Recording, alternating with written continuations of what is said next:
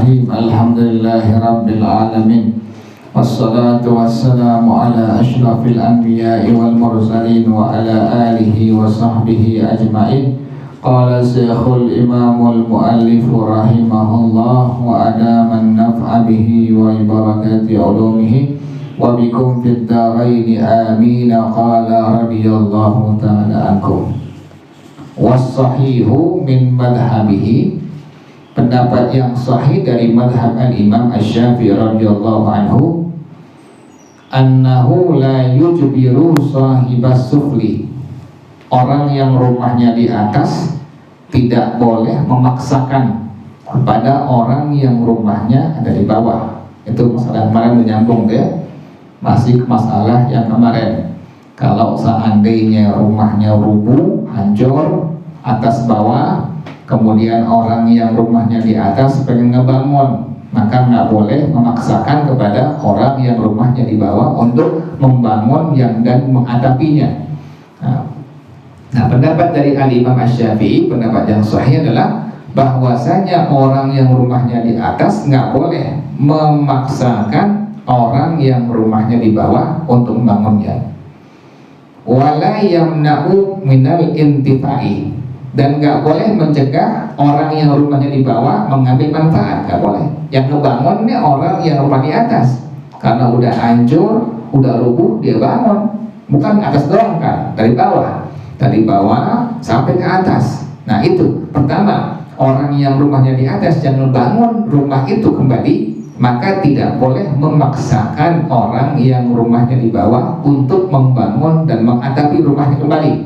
Yang kedua, kalau udah jadi rumahnya, dia nggak boleh mencegah orang yang rumahnya di bawah untuk mengambil manfaat dari rumah yang telah dibangunnya kembali. Idza bana sahibul ulwi, apabila telah membangunnya orang yang rumahnya di atas, bighairi idnihi, tanpa izinnya, nggak pakai izin, nggak pakai ngomong, padahal ini tanah berdua, bukan tanah dia pribadi, bukan, cuma bangunannya berdua. Tanahnya tanah milik berdua, bangunnya dibagi dua bagian, bagian atas, bagian bawah. Yang rumah bagian paling atas, pas rumahnya roboh semua, dia ngebangun tanpa izin dari rumah yang orang ada di bawah. Maka orang yang rumahnya di atas tadi tidak boleh memaksakan orang yang rumahnya di bawah untuk membangun dan mengatapkan rumahnya. Yang kedua, kalau udah jadi bangunan barunya, tidak boleh mencegah orang yang di bawah, yang rumahnya di bawah, untuk mengambil manfaat dari bangunan yang telah dibangunnya. Kalau seandainya dibangunnya tanpa izin daripada orang yang rumahnya di bawah. Wa fi qaulihil jadidi, dan pada qaul jadid Imam Syafi'i radhiyallahu anhu, inna syarika la yujbiru 'ala al-imarati wal qadimul mukhtaru inda jama'atin min mutaakhiri ashabihi annahu yujbiru syarika daf'an lid-darari. Sesungguhnya orang yang berserikat itu tidak boleh memaksakan kepada orang yang berserikat lainnya untuk membangun rumah yang telah hancur, nggak boleh. Ini rumahnya rumah serikat, ini tanahnya beli serikat, juga bangun rumahnya serikat, bareng-bareng bangunnya tuh. Kebetulan lagi hancur, udah hancur atas bawah, udah roboh. Kemudian orang yang rumah di atas pengen ngebangun, silahkan boleh, tapi dia nggak boleh memaksakan orang yang rumahnya di bawah untuk membangun dan mengatapkannya. Ini qaul jadid dari Imam Asy-Syafi'i, yaitu fatwa beliau, pendapat beliau yang ada di kota Mesir. Wal qadimu qaul qadim, pendapat Imam Syafi'i yang ada di kota Baghdad, ini yang al-mukhtaru, yang dipilih oleh para ulama, inda jama'atin min mutaakhiri ashabi, dipilih oleh sekelompok ulama-ulama yang belakangan dari madhab al-Imam Asy-Syafi'i radhiyallahu anhu, berpendapat bahwasanya qaul qadim Imam Syafi'i yang dipilih oleh sebagian ulama dalam madhab beliau, annahu yujbiru syarika daf'an lid-darari, bahwasanya orang yang rumahnya di atas boleh memaksakan orang yang rumahnya di bawah untuk membangun dan mengatapkannya. Tujuannya apa? daf'an lid dorori, untuk menjaga nanti ada bahaya atau mudarat di kemudian hari.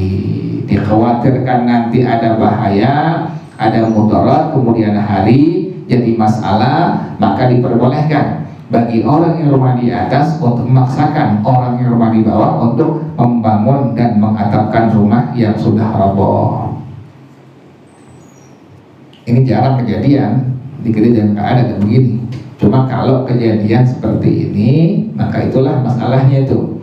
Dalam madhab kita, dalam madhab al-Imam Asy-Syafi'i radhiyallahu an, yang dipilih qaul qadim malah tuh. Qaul jadid nggak boleh maksain. Sementara qaul qadim yang dipilih oleh sebagian ulama dalam madhab kita diperbolehkan. Paksain tuh orang yang rumahnya di bawah untuk membangun kembali dan mengatapkan kembali rumah yang telah hancur tadi, yang telah roboh tadi. Tujuannya tadi daf'an lid dorari, untuk mencegah nanti ada bahaya mudarat masalah di kemudian hari. Yang kedua, wasiyanatan lil amlakil mushtarakati anit ta'tili, menjaga barang-barang milik yang diserikatkan daripada kehancuran kerusakan. Nanti lebih parah lagi, hancur lagi. Nah, makanya untuk menjaganya adalah silahkan diperbolehkan dalam hukum syara pakai qaul qadim Imam Syafi'i, paksakan orang yang tinggal rumahnya di bawah untuk membangun kembali dan mengatapkan kembali rumahnya. Wa qala al-Ghazali, berkata al-Imam al-Ghazali radhiyallahu anhu, al-Imam Abu Hamid Muhammad bin Muhammad al-Ghazali radhiyallahu anhu, fi fatawihi, dalam fatwa beliau, al-ikhtiyaru, yang dipilih, annal qadiya yulahizu ahwalal mutakhasimaini. Al-qadi, seorang qadi, dia memperhatikan keadaan dari dua orang yang berseteru. Ada dua orang yang lagi ribut, lagi berantem. Nah, si qadi perhatiin tuh keadaan dari dua orang yang sedang ribut ini. Fa in bana lahul imtina'u li gharadin sahihin, kalau seandainya memang ternyata harus dilarang, dicegah karena tujuan yang benar, aw syakka fi dzalika, atau adanya keraguan pada hal itu, lam yujbirhu, si qadi tidak boleh memaksakannya, nggak boleh. Ada dua orang berserikat beli tanah, kemudian bangun rumah juga berserikat atas bawah, hancur rumahnya, kemudian roboh rumahnya. Ini bagaimana kalau dua orang ini melapor kepada qadi? Maka si qadi lihat keadaan dari dua orang yang sedang berseteru ini, yang lagi berantem ini, lihat keadaannya. Kalau memang harus dicegah, nggak boleh karena tujuan yang benar, tujuan yang baik, maka demikianlah tidak boleh dipaksakan orang yang rumahnya di bawah untuk membangunnya kembali. Wa in alima annahu inadun ajbalahu, kalau si qadi tahu bahwa orang yang rumah di bawah ini memang menentang, dia rumahnya udah hancur atas bawah, udah ketahuan. Orang yang di atas pengen ngebangun rumahnya, yang di bawah tentang, nggak mau pokoknya nggak usah dibangun, udah begini aja. Nah, si qadi itu bisa memaksakan orang yang rumahnya di bawah untuk membangunnya kembali. Qala, maka al-Imam al-Ghazali berkata, wal qawlani yajriyani fi tanqiyatil bi'ri wal qanati wan nahri baina syurgai. Dua pendapat daripada al-Imam Asy-Syafi'i ini berlaku pada masalah perbaikan daripada sumur, perbaikan daripada selokan dan sungai yang ada di antara beberapa orang yang berserikat. Sumur barang-barang menggalinya, bangun-bangun barang-barang bangunnya, atau selokan barang-barang yang ngebangunnya, barang-barang dia punya partisipasi itu. Ini bagaimana kalau sampai rusak, hancur selokan ini? Maka barang-barang nanti semua diperbolehkan. Tadi dua pendapat tadi dipakai, baik pendapat yang pertama atau pendapat yang kedua. Yang sering kan ini selokan, selokan bangun-bangun barang-barang tuh warga itu rusak, hancur, mampet, maka barang-barang nanti si qadi boleh maksakan. Pakai pendapat yang kedua, boleh maksakan warga lain atau apa untuk membangun kembali selokan yang sudah hancur. Wallahu a'lam bishawab.